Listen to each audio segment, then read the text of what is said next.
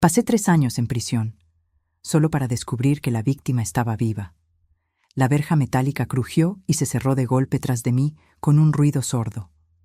3 años. 1095 días. El aire olía a lluvia y humo de escape, un olor que había olvidado. Empieza de nuevo, dijo mi abogado de oficio. Pero ¿cómo se empieza de nuevo cuando se es un asesino? Ni siquiera en libertad condicional se borraría la mancha. Caminé por la acera gris, con el peso de las miradas que había visto. Me lo imaginé, yo recibía casi el doble de dinero. Yo era el hombre que mató a su propio socio, Daniel. Doblé la esquina, camino a la parada del autobús, y vi a un hombre de unos 34 años, demacrado, con 10 reales en el bolsillo. Fue entonces cuando lo vi, sentado a una mesa junto a la ventana de la panadería Padaria Aurora, nuestro panadería, el mismo lugar donde, 5 años antes, celebramos con café y pan de queso la firma del contrato que dio inicio a nuestra empresa. Él estaba allí, riendo, mientras revolvía su café con la cucharita de plata que se lo di. Sentí que mi estómago se deshacía. Por un segundo, pensé que estaba teniendo un ataque de nervios, un delirio de libertad. La cárcel te destroza la mente mucho antes que el cuerpo. No era posible. Era un fantasma. Tenía que serlo. Vi las fotos de la autopsia. Escuché al forense. Confesé, bajo presión. Pero confesé. El tribunal me condenó. Se me doblaron las rodillas. El mundo se convirtió en un túnel enfocado únicamente en ese rostro. Daniel, vivo. Un sudor frío me recorrió la nuca. Sentí un sabor amargo en la garganta.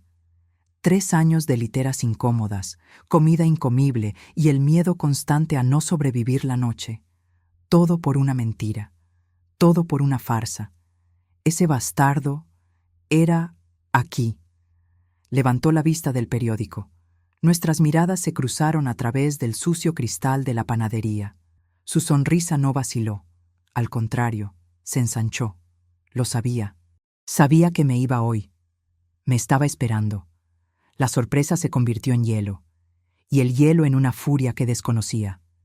Mi nuevo comienzo no sería de redención. Sería de venganza. ¿Qué harías? ¿Qué? ¿Tú qué harías si el mundo entero se derrumbara por segunda vez? La primera vez fue cuando me arrestaron. La segunda es ahora. Pasé 1095 días pagando por un crimen que, descubrí en este mismo instante, ni siquiera ocurrió.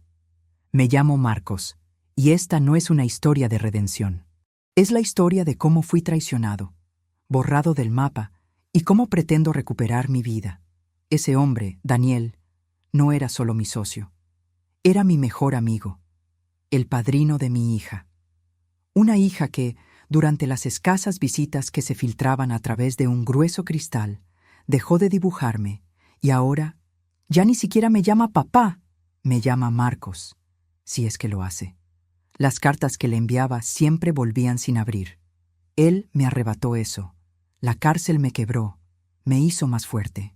Aprendes a ver la maldad en los ojos de quienes están dentro, pero la verdadera maldad estaba afuera, tomando café y leyendo el periódico. Ahora soy libre, pero por primera vez entiendo lo que significa ser verdaderamente peligroso.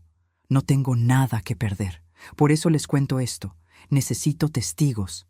El sistema me falló. La justicia me usó como chivo expiatorio. Ahora voy a revelarlo todo.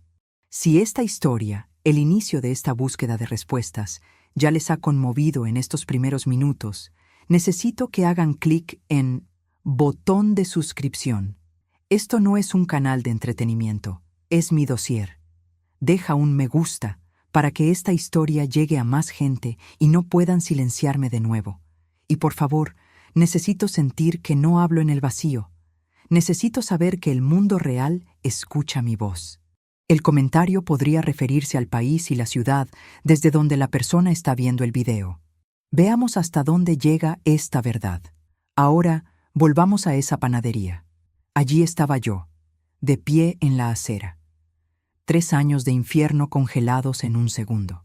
Mi reflejo en el escaparate de la Padaria Aurora mostraba a una mujer que apenas reconocí.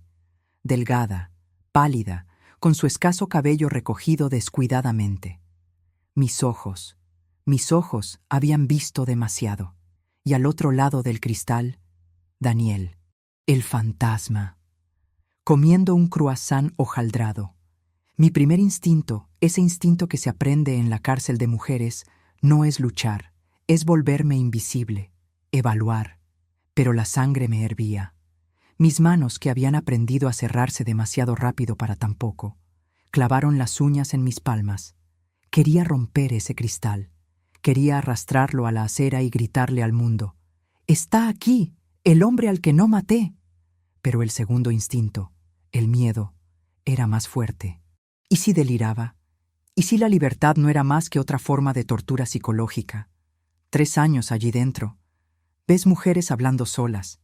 ¿Era yo una de ellas ahora? Levantó la vista del periódico. Nuestras miradas se cruzaron. Y su sonrisa se ensanchó. Él lo sabía. Tenía que saberlo. Empujé la puerta. Sonó la campanilla. El aroma a café expreso y mantequilla casi me desmaya. Era el aroma de mi antigua vida, una vida que me habían arrebatado. El bullicio matutino se apagó. Por un instante, me pareció que todos me miraban. El exconvicto, la ropa barata proporcionada por el Estado, la postura defensiva. Lo ignoré. Solo tenía un destino. Me acerqué a su escritorio. Me temblaban las piernas. Ni siquiera levantó la vista. Simplemente señaló la silla frente a mí, donde estaba el periódico. «Siéntate, Clara», dijo con naturalidad, pasando la página del periódico. «Te has tardado. Pensaba que ibas a coger el autobús». La voz.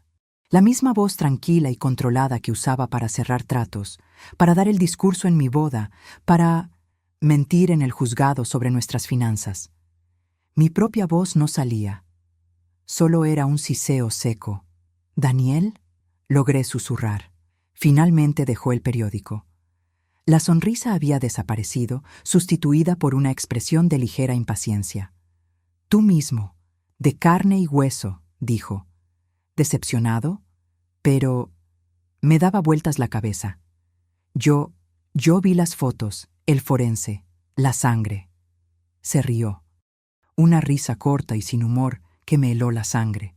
«Ah, el doctor de la coresis», dijo, haciendo comillas con los dedos. «El doctor Alves, un hombre con un vicio muy caro, las carreras de caballos. ¿Y las fotos? Un poco de maquillaje cinematográfico y un chasis de cerdo comprado en la carnicería de la esquina hacen maravillas, Clara. La sangre de cerdo es sorprendentemente similar a la humana». Mi cerebro se bloqueó. Era demasiado para procesar. Chasis de cerdo. El doctor Alves.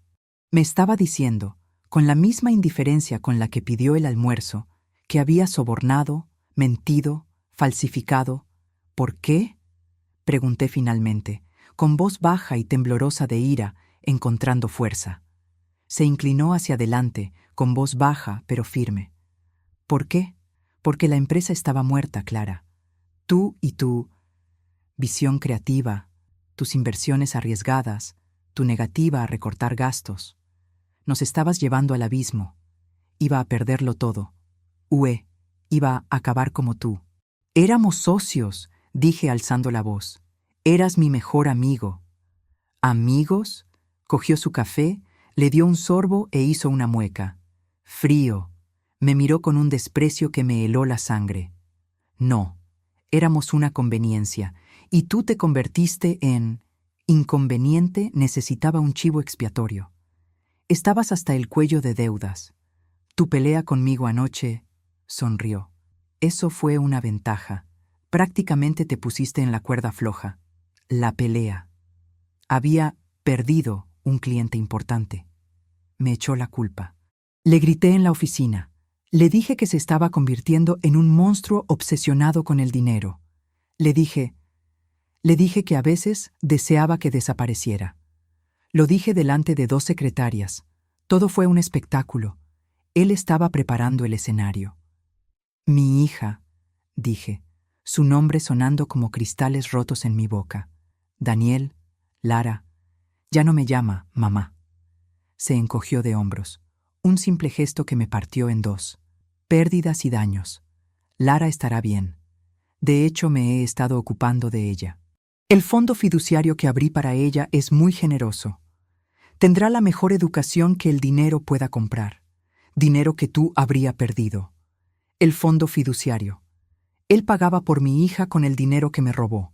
La compró. Voy a matarte, dije. Las palabras salieron antes de que pudiera pensar. Volvió a reír, esta vez más fuerte. 2 personas de la mesa de al lado lo miraron. No, no lo harás, dijo con calma. Primero, eres un asesino convicto en libertad condicional. Si te acercas a mí, vuelves a la cárcel de por vida. Segundo, hizo un gesto sutil con la cabeza. Fue entonces cuando me di cuenta.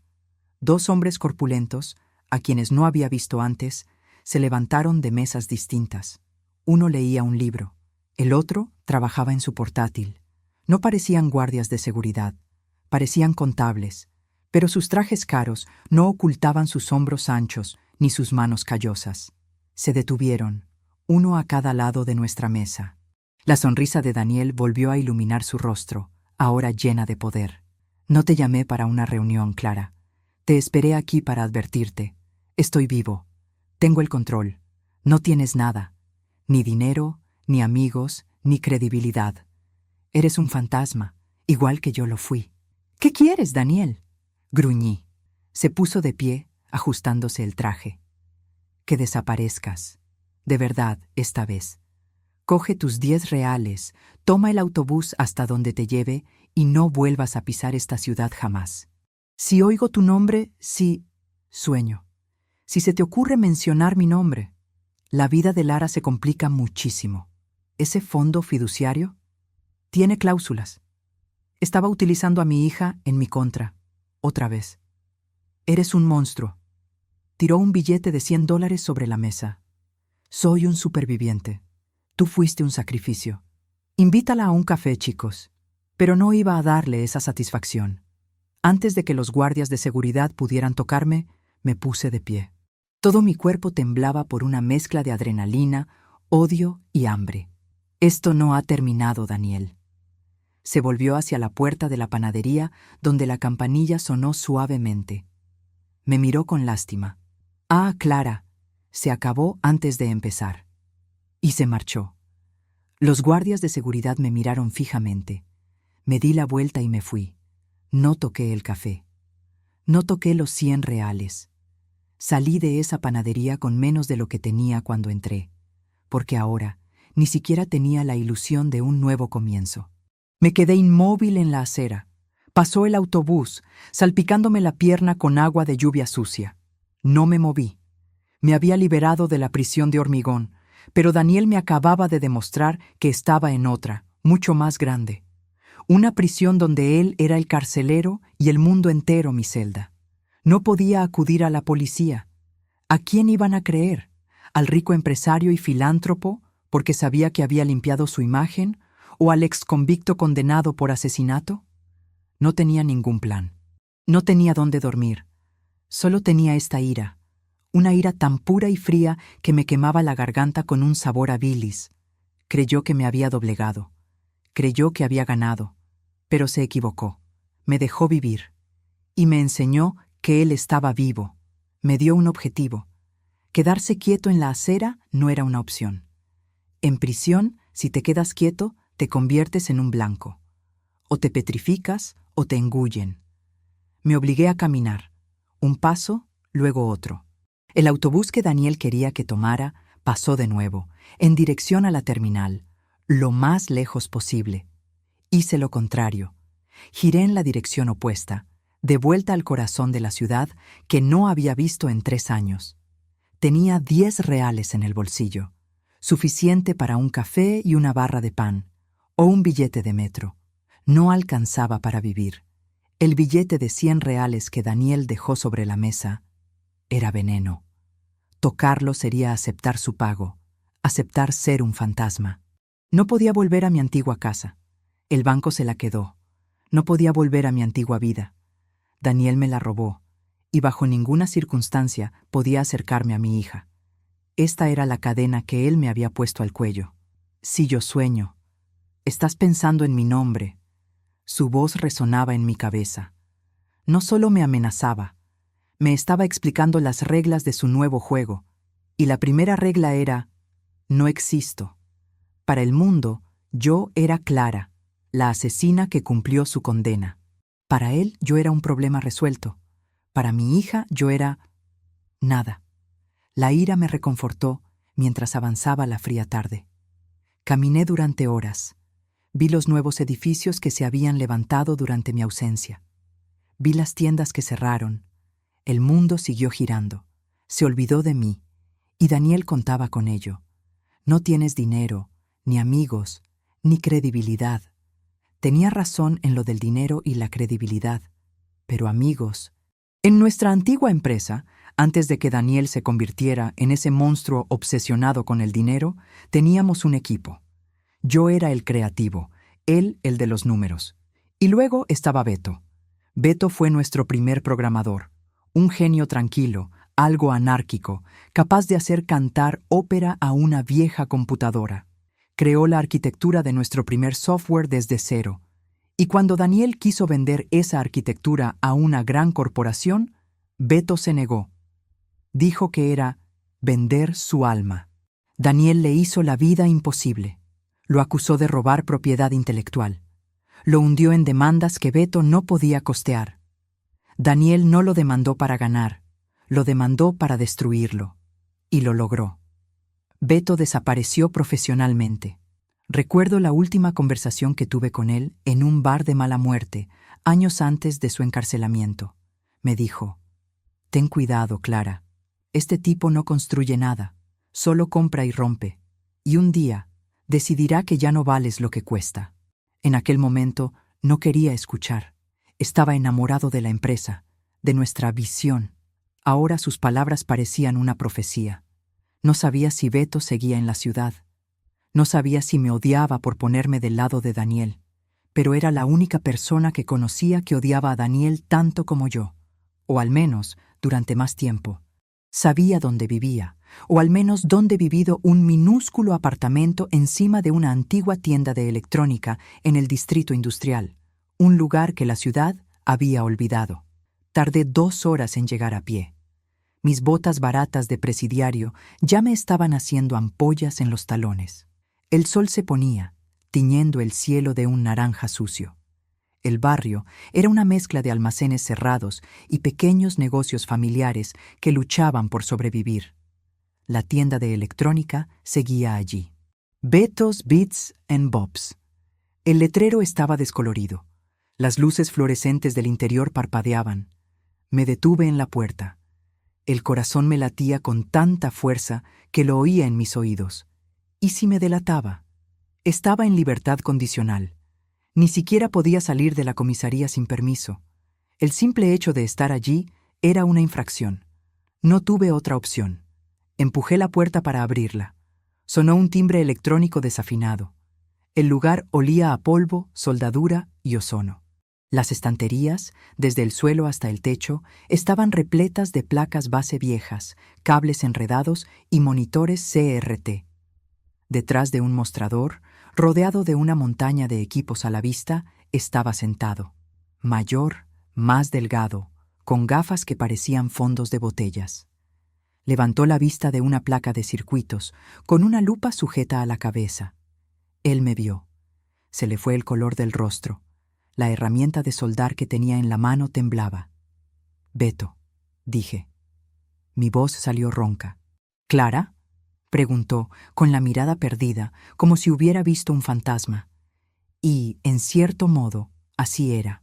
«Por Dios», leí en los periódicos, que decían que me fui hoy. Terminé por él. Se levantó lentamente y colocó el soldador en su soporte. No parecía contento de verme. Parecía aterrorizado. «¿Qué quieres aquí, Clara?». «No tengo nada. No quiero problemas». «¿Tu libertad condicional?». «Lo sé», lo interrumpí. No tenía tiempo para cortesías. No tenía tiempo para súplicas. Solo tenía la verdad. Me acerqué un paso más al mostrador. Él retrocedió un paso. Seguía pensando que yo era una asesina. «Beto, dije, mirándolo fijamente a los ojos, obligándolo a ver la verdad. No tengo tiempo. Necesito tu ayuda. Fuiste el único que me advirtió. ¿Sobre qué advirtió? Sobre él. Se puso tenso. No sé de qué estás hablando. Sí, ya lo sabes. Apoyé ambas manos en el mostrador. Tenía las uñas sucias y las cutículas mordidas. Lo vi hoy, Beto. No lo maté. Su rostro se contrajo en una mueca de confusión. ¿Qué? Pero el juicio, la confesión. Me incliné hacia adelante, bajando la voz hasta convertirla en un susurro que atravesó el aire polvoriento. Daniel está vivo. Tomé café con él esta mañana. De acuerdo. Pasemos a su reacción. Bloque de aprobación 3, versión narrada. La cámara enfoca el rostro de Beto y luego vuelve a enfocar a Clara. El único sonido en la tienda es el zumbido de un viejo monitor CRT en una esquina. El silencio en la tienda de Beto era ensordecedor. Me miró como si acabara de decir que el cielo era verde. La confusión en su rostro dio paso lentamente a algo que me partió el corazón. Lástima. Clara, dijo en voz baja, como si hablara a una niña asustada. Has pasado por mucho. 3 años en ese lugar. La mente juega malas pasadas. Quizás viste a alguien similar consigo. No era solo un parecido, Beto. Era él. Eso es imposible, dijo, negando con la cabeza y retrocediendo. Está muerto. Había un cadáver, un funeral, un chasis de cerdo, exclamé, alzando la voz con desesperación por haber sido desacreditado de nuevo. Un forense comprado. El doctor Alves, adicto a las carreras de caballos. Eso es lo que me dijo. Beto se detuvo. Frunció el ceño. ¿El doctor Alves? ¿El forense del condado? Sí. Me lo dijo esta mañana en la panadería Aurora, donde firmamos nuestro primer contrato. Llevaba el mismo traje caro, estaba tomando café y me dijo que lo había arruinado todo, que era una molestia. Basta, Clara, dijo Beto ya irritado. Basta. ¿Qué quieres de mí? ¿Que me crea una historia de fantasmas? Por fin había reconstruido algo aquí. Señaló las estanterías polvorientas como si fueran un palacio. No voy a volver a ese tiempo. Daniel casi me destruye. No voy a permitir que...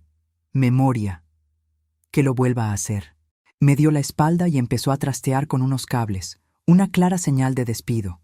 Lo estaba perdiendo. Estaba perdiendo mi única oportunidad.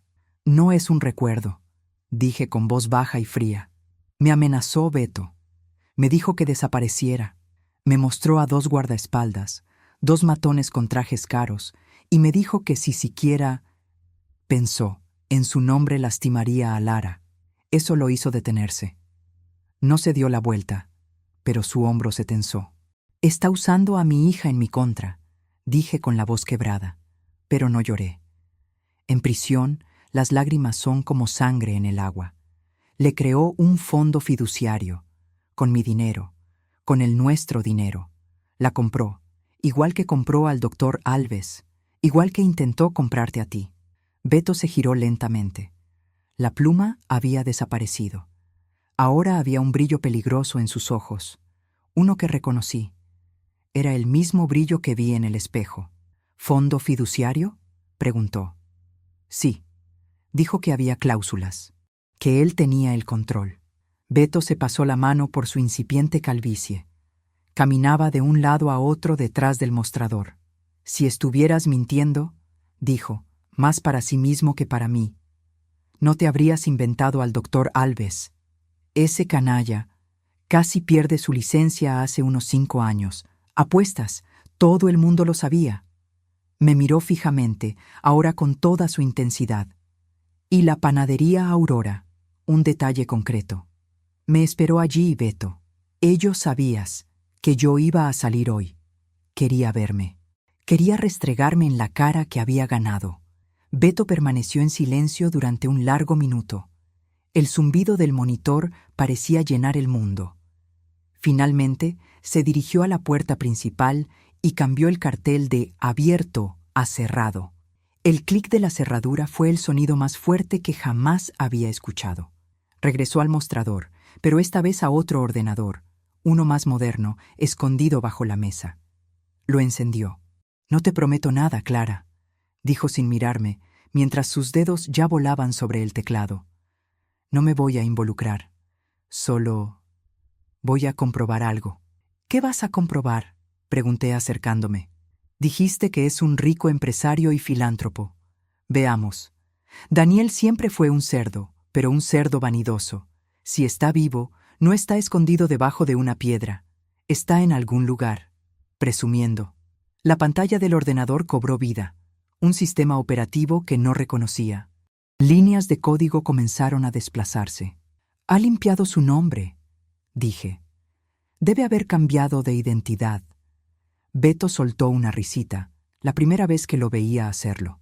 «Nadie limpia su nombre, solo se crean nuevas capas de suciedad encima». ¿Y Daniel? Daniel siempre fue un vago con la tecnología. Siempre usaba las mismas contraseñas, los mismos patrones. ¿Qué estás haciendo? Todavía tengo acceso a algunas puertas traseras de nuestra antigua red. Las creé por si intenta demandarme de nuevo. Nunca las cerré. Tecleó. La pantalla parpadeó. Y entonces apareció una foto. No era una foto antigua. Era reciente. Una foto de gala. Daniel, con el pelo algo más canoso en las sienes, pero con la misma sonrisa arrogante, tenía el brazo alrededor de una mujer que no reconocí. Al fondo, una pancarta. «Inauguración del Centro Benéfico UNG». «¿UNG?», pregunté. «Ventura y Gallo», dijo Beto, pálido. «Gallo, el apellido de soltera de su madre». Ni siquiera intentó ocultarlo, simplemente se cambió el apellido. Hizo clic en un artículo. Daniel Gallo, el multimillonario solitario que reconstruyó su fortuna en Singapur tras una tragedia personal, regresa a la ciudad como uno de sus mayores filántropos. Beto se reclinó en su silla, dejando escapar el aire de sus pulmones. «Dios mío, Clara», susurró, mirando la foto de Daniel sonriendo. «No estás loca». «Lo sé», dije, con la mirada fija en la pantalla. La ira volvía, pero ahora era distinta. Estaba concentrada. «Ahora, Beto, necesito saberlo todo. ¿Qué ha hecho en los últimos 3 años? ¿Dónde vive? ¿Dónde anda? Y lo más importante», me volví hacia él. «¿Cómo lo rompemos?». Beto me miró. El miedo había desaparecido por completo. En su lugar había algo que no había visto en él en años. Había fuego. «No debería haber usado el apellido de su madre», dijo Beto, volviendo al teclado. «Es una contraseña común». «No debería haber usado el apellido de su madre», repitió Beto, cuyos dedos ya se movían, abriendo nuevas ventanas, nuevos terminales. «Es una contraseña común». «¿Qué estás haciendo?», pregunté. «Estoy dentro de su red», dijo Beto con una calma escalofriante. «No la de Ventura y Gallo, todavía no, sino su red personal, su servidor multimedia doméstico, su calendario. El idiota está usando el mismo protocolo de seguridad que le instalé en 2018. Es un arrogante». Pensó que había desaparecido. La realidad de mi situación me golpeó de nuevo, con fuerza. Era un exconvicto hambriento, apestando a jabón barato de prisión, parado en medio de una tienda de electrónica, planeando derrocar a un multimillonario. «Beto», dije con voz temblorosa. «Yo no tengo a dónde ir. Tengo hambre. Estoy violando mi libertad condicional solo por estar aquí». Dejó de teclear. Me miró y por primera vez, de verdad, a mí ella vio. No a la asesina, no a la expareja, sino a la mujer al borde del abismo. «De acuerdo», dijo con pragmatismo. «Primero, lo básico». Fue al fondo de la tienda, rebuscó en una mochila vieja y me lanzó una barra de proteínas. «Cómetela. Está vieja, pero sirve». Lo abrí. Olía a cacahuetes y chocolate artificial. Era lo mejor que había comido en 3 años. «Mi casa», señaló al techo. «El apartamento de arriba. Es un cuchitril, pero las paredes son gruesas y las cortinas están corridas. Nadie te verá. Quédate ahí. Eres mi técnico de fantasmas. Yo soy tus ojos y oídos aquí afuera». «¿Y qué hago yo ahí arriba?», pregunté. «Aprendes, observas y te preparas». Cerró la tienda definitivamente. Subimos por una estrecha escalera trasera. Su apartamento era un desastre. Más monitores, más cables, más placas de circuitos. Era la guarida de un genio de la informática. Olía a café rancio y fideos instantáneos. «Siéntate allí», dijo señalando una silla de oficina desgastada. «Esa es tu consola. Te daré acceso a todo lo que encuentre». Mientras devoraba la barra de proteínas, Beto se puso a trabajar. No hablaba. Solo tecleaba. Era como ver a un músico. Las pantallas se llenaron de nombres de bancos en Singapur, las Islas Caimán, Ventura en Gallo. Estaba burlando cortafuegos, saltando entre servidores, usando puertas traseras que él mismo había creado años atrás. Estaba feliz. Feliz por primera vez en años. Se estaba vengando. «Mira esto», murmuró señalando un monitor. Un extracto bancario. Un único extracto. Transferencias de millones de dólares, en paraísos fiscales, intocables. «Es rico, Clara», dijo Beto. «Rico como nunca lo hubiéramos imaginado. Nuestra antigua empresa fue solo el comienzo. Usó tu asesinato para liquidarlo todo, cobrar el seguro, culpar a su socio inestable y desaparecer. Construyó un imperio sobre tu tumba. Se me hizo un nudo en la garganta. Tiene que pagar, Beto». «Se va», dijo Beto, continuando tecleando. Pasaron las horas. Cayó la noche sobre la ciudad. El resplandor de los monitores era la única luz en el apartamento. «Tengo un problema», dijo Beto de repente. «¿Qué?» «Tengo el dinero, veo el flujo, pero no lo veo. Él no veo a los guardias de seguridad que mencionaste. Su calendario está bloqueado, los servidores en su casa. Es una fortaleza digital. Ya veo, adentro desde su casa, pero no afuera la de ella. No conozco su rutina, los lugares que frecuenta. Es un fantasma digital, tal como dijiste. No soy como tú, Beto», dije, poniéndome de pie. La barra de proteínas me dio energía, la rabia me dio concentración. «No entiendo estas líneas de código, pero yo soy el único que puede salir ahí fuera». «¡No!», exclamó Beto, girándose en su silla alarmado. «De ninguna manera. Estás en libertad condicional. Eres un asesino registrado. Si un policía te detiene por cualquier motivo y te encuentras fuera de tu zona de libertad condicional, vuelves a la cárcel. Si te pillan cerca de algo relacionado con Daniel, vuelves a la cárcel y yo voy contigo por haberte ayudado». «Me da igual», dije. «Tiene a mi hija». La mención de Lara cambió el ambiente de la habitación. Beto dejó de gritar. Se rascó la barba incipiente. «Correcto», dijo. «Lara. El fondo fiduciario. Tienes razón. Hacia ahí vamos con esto. No Daniel. La estructura punta alrededor compartir». Volvió al teclado, pero esta vez sus términos de búsqueda eran diferentes. Eran términos legales. «Si creó un fondo», murmuró Beto, «hay un registro legal. Hay un banco administrador. Si tiene cláusulas, como te dijo, esas cláusulas están escritas en algún sitio.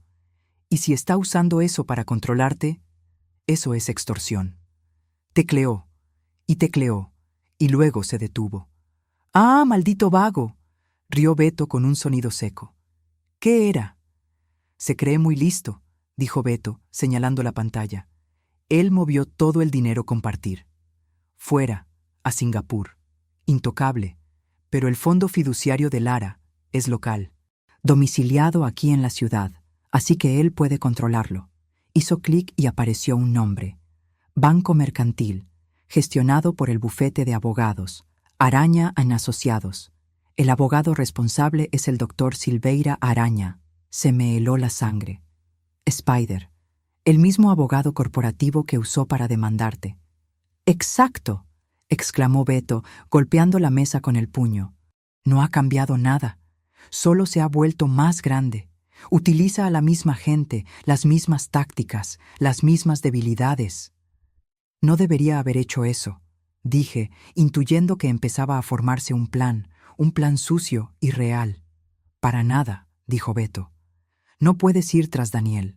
Es un multimillonario que vive en una burbuja, tiene guardaespaldas, Pero el doctor Araña, él solo es un abogado muy rico y corrupto, pero aún así es real. Tiene un despacho. Miré mi ropa de presidiario, tirada en el suelo. Miré mis manos callosas. Necesito ropa, dije, con voz firme por primera vez.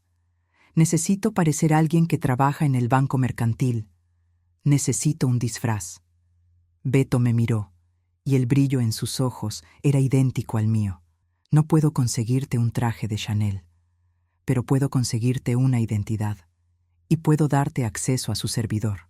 Hazlo tú, dije, y yo conseguiré los archivos. Averiguaré exactamente qué tipo de cláusulas impuso a la vida de mi hija. El juego había comenzado. No puedo comprarte un traje de Chanel, me había dicho Beto la noche anterior mientras trabajaba en 3 teclados diferentes. Pero puedo alquilarte uno. Pasó la noche haciendo algo más que planear. Creó una identidad. Esa mañana, un servicio de mensajería dejó un paquete en la puerta de la tienda.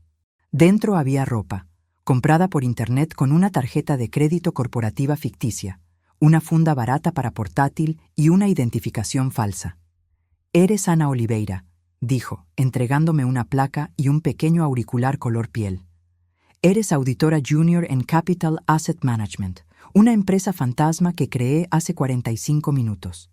Tiene una página web, un número de teléfono que yo contesto y una dirección registrada en las Islas Vírgenes Británicas». Me puse el auricular.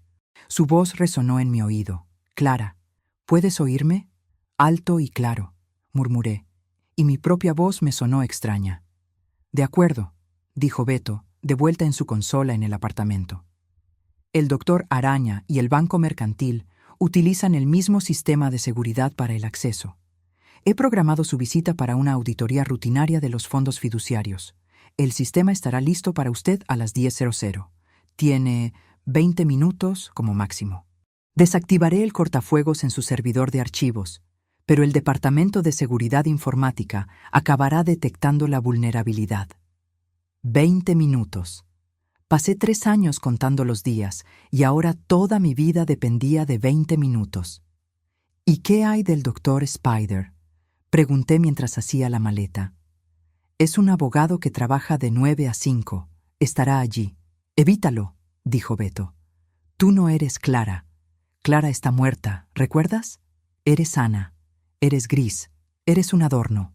Entra, ve al archivo. Te guiaré. Encuentra los documentos del archivo de Lara. Usa el escáner portátil de la bolsa para copiarlo todo y márchate. Salí a la calle.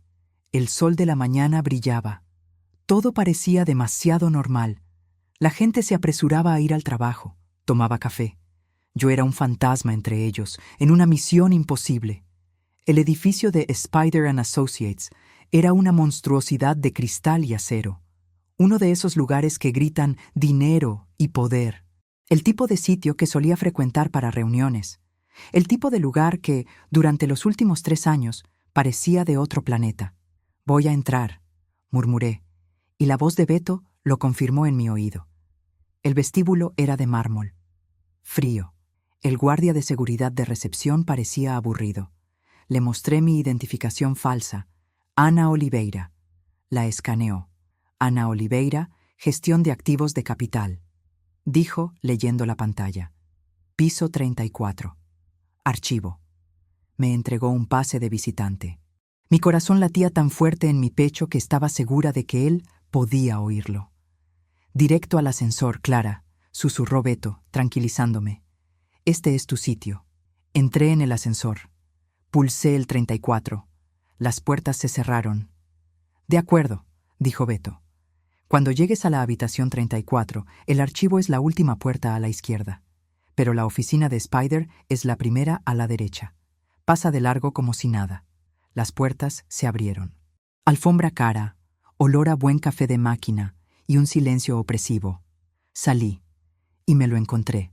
El doctor Spider. Más viejo, con más canas, pero con los mismos ojos pequeños, fríos y afilados, como los de un tiburón que recordaba de las audiencias judiciales de Beto. Salía de su oficina y se detuvo al verme. No me reconoció. Claro que no.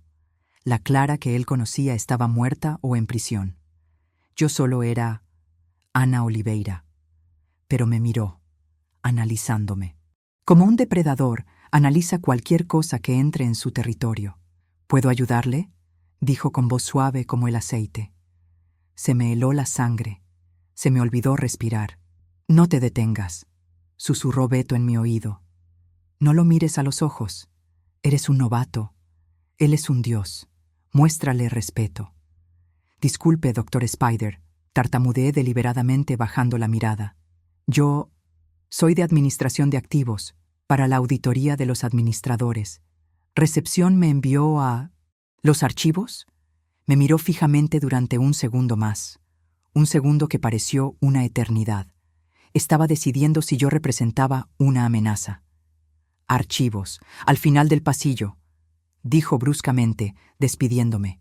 Se dio la vuelta y se dirigió al ascensor. Respiré.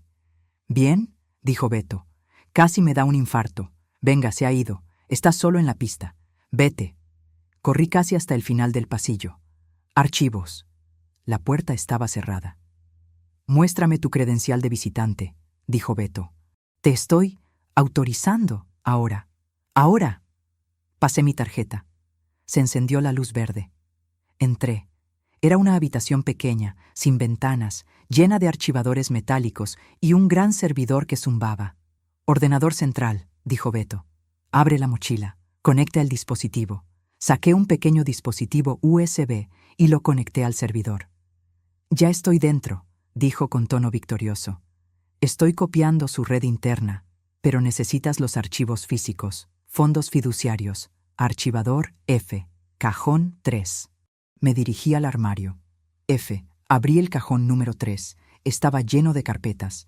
Andrade, Barros, Costa. Busquen Ventura o Gallo, dije. No, dijo Beto.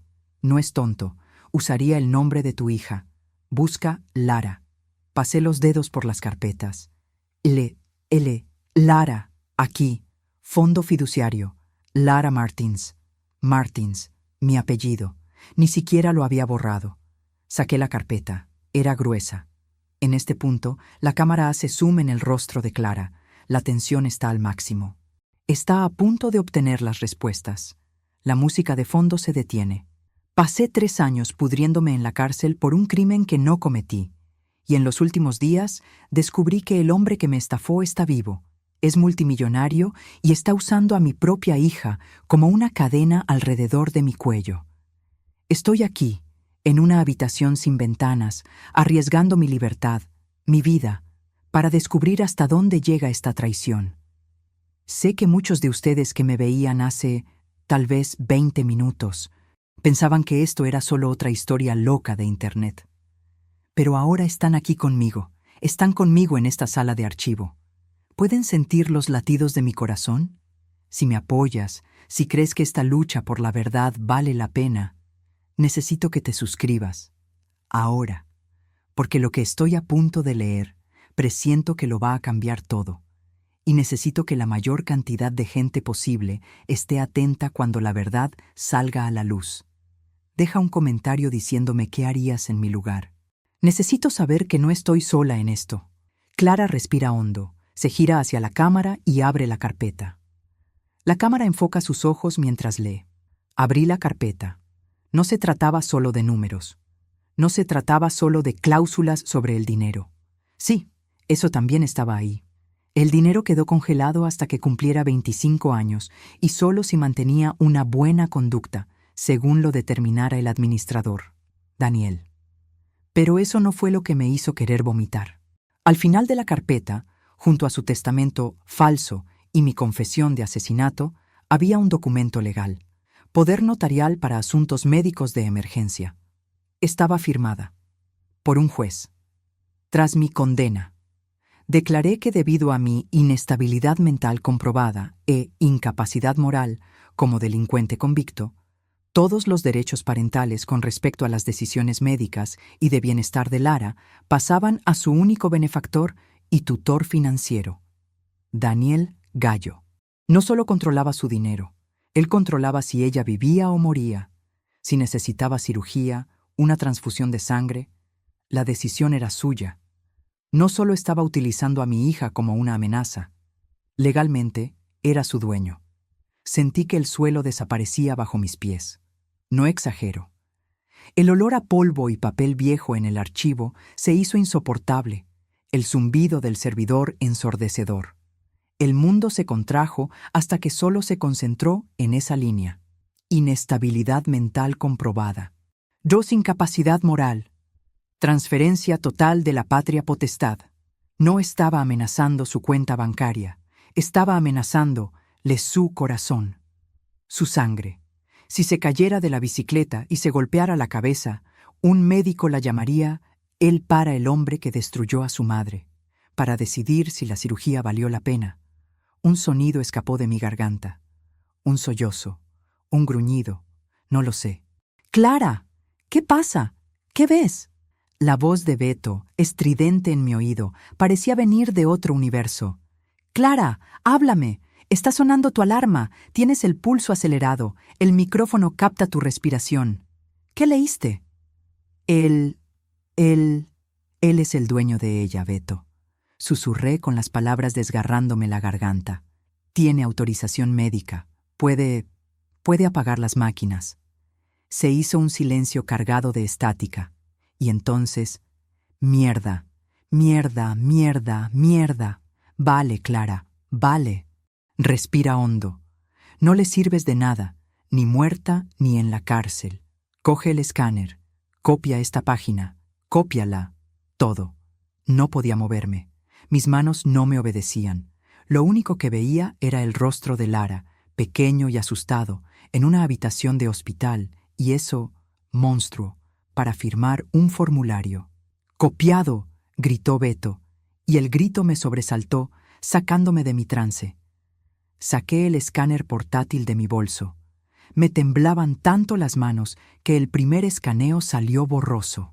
Otra vez, pensé. Enfoca. Pasé el escáner por la página 1, 2, 3 veces hasta que la luz se puso verde. Luego, el resto de los documentos de abajo. Todas las páginas. Todo. Guardé el escáner. Volví a meter la carpeta en el cajón. Cerré el cajón. Mi mano sobre el metal frío. Mi reflejo distorsionado mirándome fijamente. «De acuerdo, Beto. Lo tengo. Me voy». «No», dijo con voz baja y urgente. «Espera.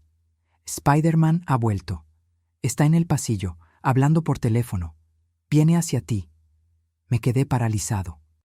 La puerta del archivo no tenía cerradura por dentro. «Clara, escóndete, detrás de los armarios, ahora. No hagas ruido». Me apretujé en el estrecho hueco entre la pared y el último armario metálico. El olor a polvo era sofocante. Podía oír los latidos de mi corazón. Podía oír los zapatos caros de Spider sobre la alfombra, cada vez más cerca. Se detuvo, justo en la puerta. La sombra de sus zapatos, visible bajo la puerta. Su voz era apagada pero clara. «No, Daniel, lo entiendo», dijo. «Pero los antecedentes son irrefutables. A menos que la madre resucite. Sí, claro. Su inestabilidad está legalmente documentada. No tiene derechos. Ella está legalmente demente. No se preocupe. Su hija está a salvo». Se rió. Y siguió caminando. Esa risa. Loco legalmente. Me quedé allí, en la oscuridad polvorienta, temblando de rabia, y una fría claridad me inundó. El dolor se desvaneció. La ira se convirtió en hielo. No solo escondía su dinero, usaba la ley como un arma. No solo me incriminó por asesinato, me incriminó por locura. Su sombra desapareció. Se fue a su oficina, susurró Beto. «Sal, ahora. Cálmate. Eres Ana Oliveira. Eres gris. Sal». Salí de mi escondite. Me arreglé la ropa. Me sequé las lágrimas silenciosas con el dorso de las manos. Abrí la puerta. Caminé por el pasillo. Ni siquiera miré la oficina de Spider. Fui directo al ascensor. Pulsé el botón. Esperé. Me parecieron 3 años. Llegó el ascensor. Entré. Las puertas se cerraron. Sola, mi reflejo en la pared de acero pulido. No vi a Ana. No vi a Clara. Vi a una madre que acababa de declarar la guerra. Al llegar al atrio, no corrí. Caminé. Le entregué mi pase de visitante al guardia de seguridad. Él asintió. Crucé las puertas giratorias y salí a la luz del sol. Nunca antes había sentido el aire de la ciudad tan enrarecido. Entré en el primer callejón que encontré y vomité mi estómago vacío. Volví a la tienda de Beto. No dije nada. Subí al apartamento. Me estaba esperando, pálido. Me quité el auricular y lo tiré sobre la mesa. «Tenías razón», dijo. «Es un monstruo». Lo miré. El cansancio había desaparecido. El hambre había desaparecido. El miedo seguía ahí, pero estaba oculto tras la ira. «El plan ha cambiado, Beto», dije con voz ronca. «No quiero el dinero, ni siquiera quiero verte en la cárcel. ¿Qué quieres, Clara?» «Quiero que me devuelvan a mi hija, y quiero que él, Daniel, sea declarado fallecido en verdad». Beto me miró. «Clara, eso es imposible. ¿Cómo se prueba que un hombre vivo está muerto?» «No», dije, sentándome frente a mi consola. Tomé los archivos escaneados del dispositivo. «No vamos a probar eso. Él está muerto. Vamos a demostrar que Daniel Gallo, el multimillonario filántropo, es un fraude». Miré la pantalla donde la foto de Daniel Gallo seguía sonriendo. «Has encontrado el rastro de su dinero, pero es arrogante, es vago, necesita una caja fuerte, un servidor, un lugar donde guardar sus secretos. Real la confesión del doctor Alves, los pagos al forense, el maquillaje de película y el chasis de cerdo. Es un hombre de negocios, guarda los recibos». «Una bóveda digital», murmuró Beto con los ojos brillantes. «Un servidor aislado de la red, uno que no está conectado a Internet».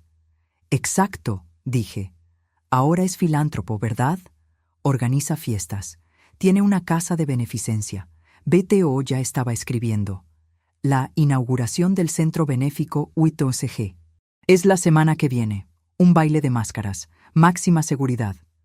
«¿Estará allí?», dije. «Araña estará allí. Todos los que le ayudaron a construir esta mentira estarán allí, bebiendo champán. Y Daniel Gallo dará un discurso». «Clara, ¿no estás pensando?», dijo Beto alarmado. «Soy un exconvicto», dije volviéndome hacia él. «Soy un asesino convicto, y estoy legalmente inimputable. No tengo nada que perder. Pero tú sí. Esta es tu salida, Beto. Tengo los documentos de Spider. Con eso me basta». Beto me miró la pantalla, miró sus estantes polvorientos. «Me demandó hasta dejarme sin nada», dijo Beto en voz baja. «Me llamó ladrón e incompetente. Y él estuvo en tu boda, Clara. Fue tu padrino». «Lo sé». Beto respiró hondo. «No puedo convencerte de que entres al baile, pero el servidor aislado, sé dónde lo pondría. En nuestra antigua empresa, tenía una caja de pánico detrás de una estantería en su oficina. Le encantaban los clichés de las películas. Tiene una igualita. Tiene que tenerla». «Encuéntralo, Beto», dije. «Eres mis ojos y mis oídos. Encuentra a su criado». «¿Y qué vas a hacer?», preguntó. Me levanté y miré por la sucia ventana a la ciudad que me había olvidado. «Voy al baile. Soy un fantasma, ¿recuerdas? Nadie me verá, hasta que sea demasiado tarde». «De acuerdo. Este es el último bloque. La preparación para la guerra. Bloque de aprobación 7. Versión narrada». La cámara enfoca a Clara, pero aún no nos habla directamente. Está de espaldas, mirando un monitor. En el monitor, Beto ha creado un plano digital de la mansión de Daniel. Es de noche. La habitación solo está iluminada por las pantallas. La tensión es palpable. «Voy al baile. Soy un fantasma. Nadie me verá, hasta que sea demasiado tarde». Beto no replicó. Simplemente asintió y su expresión cambió. El ardor de la venganza dio paso a la fría concentración de un ingeniero a punto de construir un puente, o demolerlo. Los 3 días siguientes fueron un borrón. Un borrón de café rancio, fideos instantáneos y pura adrenalina. No dormí. Beto no durmió. Su apartamento se convirtió en un centro de mando de guerra para un ejército de 2. Mientras yo estudiaba cada rostro, cada nombre relacionado con Ventura en Gallo, cada invitado confirmado para el baile de máscaras, Beto estaba haciendo lo imposible. La seguridad la gestiona Aegis, murmuró al segundo día, señalando un logotipo en la pantalla. Son los mejores, exmilitares. Sus cámaras utilizan reconocimiento facial y térmico. Si entras como Clara Martins, te pillan en 10 segundos. No voy a entrar como Clara, dije. Lo sé, respondió. Y tú tampoco vas a entrar como Ana Oliveira. Giró el monitor hacia mí. No puedo incluirte en la lista de invitados. Es un archivo encriptado que el propio Daniel revisa. Pero hizo clic en otra ventana. Una lista de proveedores. El catering. Le Palais. Están contratando personal temporal para el evento. 150 empleados. Camareros, limpieza, cocina. Son los invisibles. Puedo ser invisible, dije. Ya te conseguí un trabajo, dijo Beto señalando. Limpiando. Nadie mira al personal de limpieza. Entras por la puerta de atrás. Tienes acceso a los pasillos de servicio. Y lo más importante, amplió el plano de la mansión. Su despacho, donde probablemente esté la caja fuerte digital, está en la segunda planta. El salón de baile está en la planta baja y en el jardín. Los pasillos de servicio discurren justo detrás de la pared de su despacho. El plan estaba trazado. No sería un invitado. Sería un caballo de Troya. Beto me consiguió un uniforme. Negro, sencillo, sin forma definida. Me dio una tarjeta de acceso de bajo nivel. Y me regaló unos auriculares nuevos, aún más pequeños, y un dispositivo del tamaño de una tarjeta de crédito. A esto lo llamo un martillo, dijo, con los ojos brillantes de orgullo desmedido. Cuando estés lo suficientemente cerca del servidor aislado, activa esto. Emitirá un pulso de alta frecuencia que obligará al servidor a buscar una red, cualquier conexión, y lo estaré esperando. Entonces, ¿qué hago? Solo necesito 30 segundos cerca de esa puerta. El resto depende de mí. Voy a recopilar todos sus archivos, las confesiones, los sobornos, las cuentas, todo. La noche anterior al baile, me detuve. No había visto la luz del sol en 72 horas. Mi cuerpo estaba exhausto, pero mi mente estaba lúcida como un cristal roto. Beto, pregunté con voz ronca, ¿por qué haces todo esto? Ya tienes las pruebas contra Spider-Man. Puedes acabar con él. ¿Por qué arriesgarlo todo por mí? Beto dejó de teclear. Se reclinó en su silla y se frotó los ojos enrojecidos. Se volvió hacia mí. Porque, Clara, él te mandó a la cárcel. Me llevó a la bancarrota. ¿Pero sabes lo que le hizo a nuestra antigua empresa? El software que... ¿Yo escribí eso? ¿El software que tú, lo diseñaste tú? Abrió un archivo nuevo. Era una plataforma de software. Pero no era para negocios. Era una plataforma de vigilancia. Lo vendió a gobiernos represivos, a corporaciones que espían a sus propios empleados. Tomó nuestra visión creativa y la convirtió en un arma. Tomó nuestra alma y la vendió. Me miró y dijo en voz baja, esto no se trata de venganza, Clara. Se trata de enmendar el error. Nosotros creamos el monstruo. Tenemos que destruirlo. Y ahora es esta noche. La cámara enfoca a Clara. Está en la habitación barata, pero ahora viste el uniforme negro del personal de limpieza. Lleva el pelo recogido con una redecilla. Es irreconocible. De hecho, es invisible. Estoy fuera de la mansión. La música clásica se filtra a través de los altos muros. Puedo ver las luces, a los invitados enmascarados que llegan en coches que valen más de lo que ganaría en 10 vidas. Beto me susurra al oído, a kilómetros de distancia, escondido en su apartamento. Vale, Clara, que empiece el espectáculo. El camión de catering está llegando a la puerta de servicio. Mézclate. Recuerda, no existes. Miro a la cámara. A ti. No sé si saldré de aquí. No sé si me arrestarán, o algo peor. No sé si conseguiré los archivos, ni si Daniel se dará cuenta de que no soy nadie. Pero de algo sí estoy seguro. Hace 3 años perdí la vida, a mi hija y mi nombre. Esta noche los recupero. Lo que Daniel no entiende, lo que ninguno de ellos entiende, es que la cárcel no me quebró. Me enseñó a sobrevivir. Y lo que le hicieron a mi hija, eso me enseñó a luchar. Me quería legalmente loca. Me quería incómoda. Quería que yo fuera un fantasma. Bien, porque esta noche su fantasma ha vuelto para atormentarlo, y no me iré hasta que lo haya reducido todo a cenizas. El próximo vídeo, o lo consigo, o me pillan. Si no has tenido noticias mías, ya sabes por qué. No hago esto por visitas, lo hago por mi hija. Y te necesito testigos. Si has llegado hasta aquí, si mi corazón late al unísono con el tuyo, haz clic en suscribirse, porque si logro salir de esta mansión con esos archivos, querrás ser el primero en verlo caer. Deja un me gusta para que el algoritmo muestre esto a más personas. Se basa en el silencio. Hagamos ruido. Comparte este vídeo. Sálvenlo. Daniel tiene el dinero para borrar cualquier cosa, excepto lo que está por todas partes a la vez. No dejen que me borren. Y por favor, comentario, voy a leer cada palabra. Dime que no estoy loca. Dime que estás conmigo. Voy. Por Lara.